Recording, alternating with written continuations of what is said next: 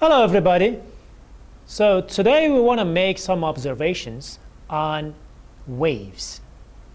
In particular, standing waves. Now the first question is, what is a wave? And what's the difference between a wave and a pulse? To find that, let's look at this string here.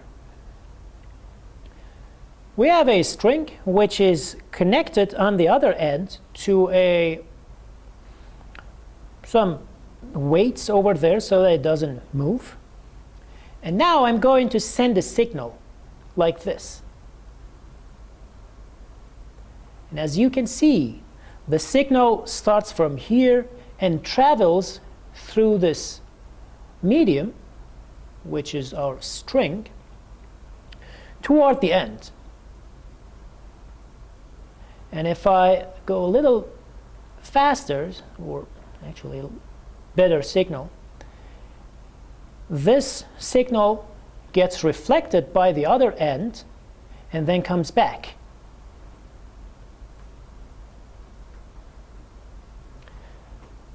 Now, we have made some observations so far. The first one is that once we make a signal, the signal travels. And this traveling has a velocity. And we want to find that velocity and see what is the velocity depend on. Another thing we observe is when this signal travels through the string and gets reflected, the direction of this signal is the other way. For example, now signal is here on my left, which is probably your right. Once it gets back, it's on my right, which is probably your left. Now, another thing that happens is, what if I stretch this a little bit? So I'm stretching this string, and again I send a signal. Immediately I can see that as I stretch it, the signal travels faster. Now I stretch it a little more. Even faster. Even more. So that is very interesting. So we define what a pulse is. Then we define what is the velocity of the wave that is going. The third thing we realize is that as we stretch the string, or when we apply more tension, the velocity increases. Now the last thing that happens is when I send the signals more than once and all back to back like this. Now let's say I want to send the signals with some low frequency. And by frequency I mean how fast I'm moving my hand.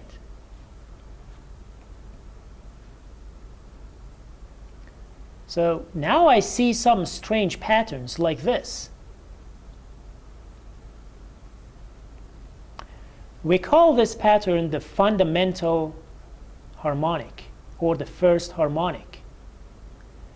Now I increase my frequency, and then I have another pattern.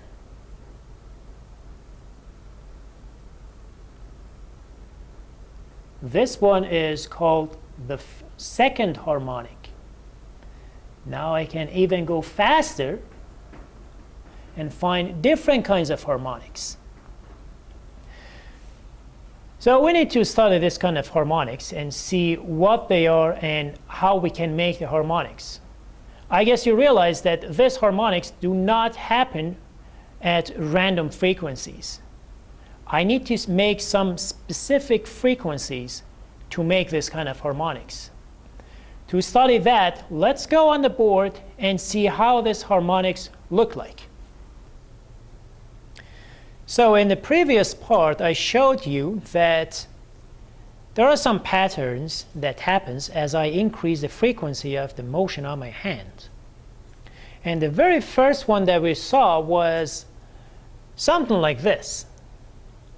So this part is my hand, where I move the string. And this part is the other end, which the string is tied to. Now I'm trying to make this kind of pattern. And as I explained, this pattern is called fundamental or first harmonic. Now, the length of this string is from here to here, and we call it L, some length. Now, let's go to the next one. Now I'm increasing the frequency of the motion on my hand, and I will find the second harmonic. And this second harmonic is very interesting.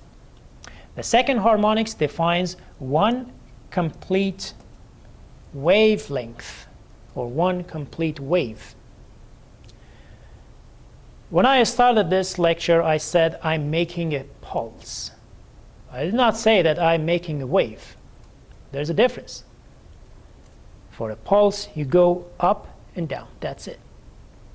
For a wave, you have to go a complete cycle. So you go up, down, going down, up.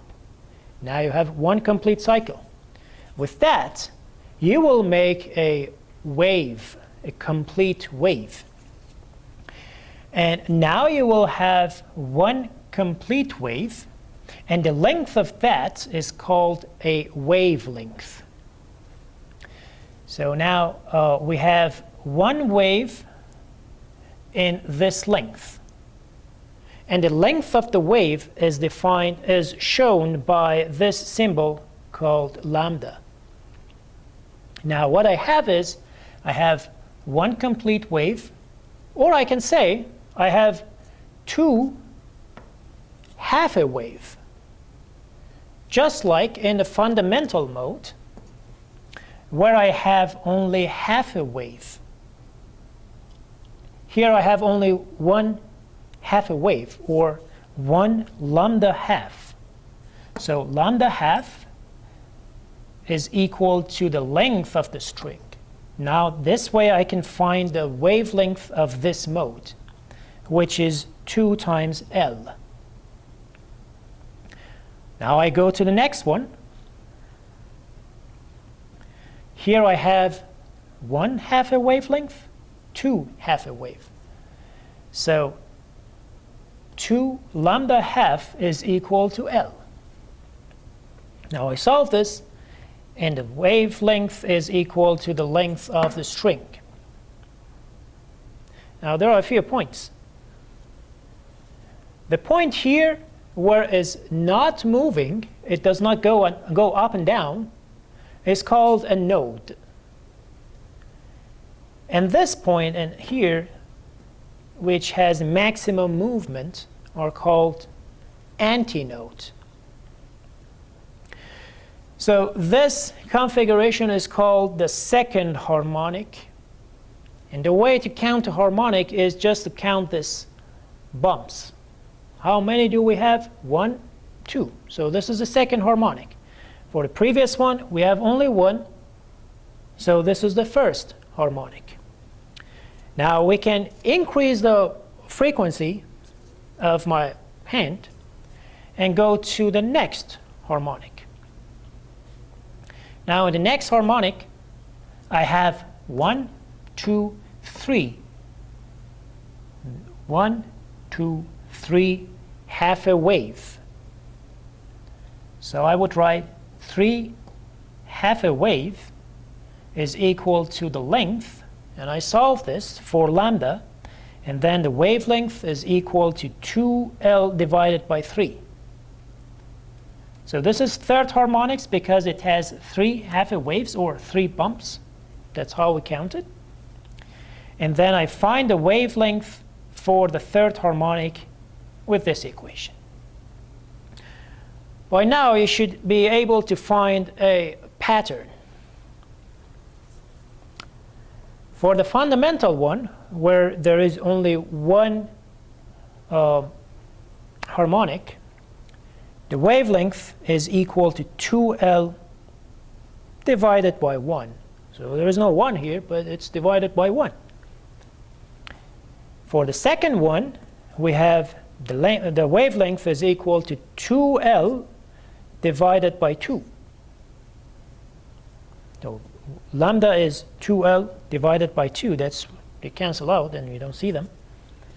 The third one, the wavelength is equal to 2L divided by 3. Right? So there is a pattern. The pattern is the wavelength of the nth harmonic is equal to 2L divided by n.